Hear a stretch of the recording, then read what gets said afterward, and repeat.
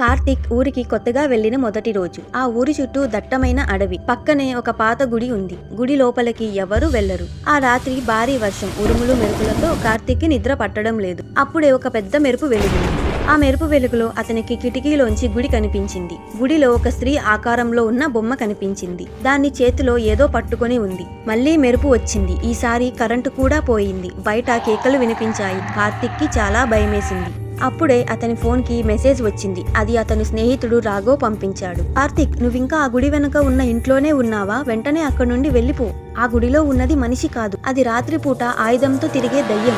ఎవరైతే దాన్ని వెలుగులో చూస్తారో వాళ్ళని వెంటాడుతోంది అని చెప్పాడు. కార్తీక్ కి గుండాగినంత పనైంది. అప్పుడే ఇంకో పెద్ద మెరుపు వెలిగింది. ఈసారి కిటికీలోంచి చూస్తే గుడిలోని బొమ్మ మాయమైపోయింది. కార్తీక్ ఒక్కసారిగా బయటకి పరిగెత్తాడు.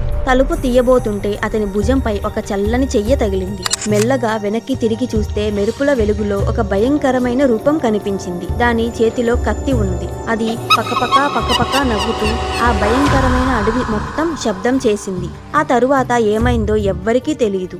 కానీ ఆ రాత్రి నుండి ఆ గ్రామంలో కొత్తవారెవరూ కనిపించలేదు.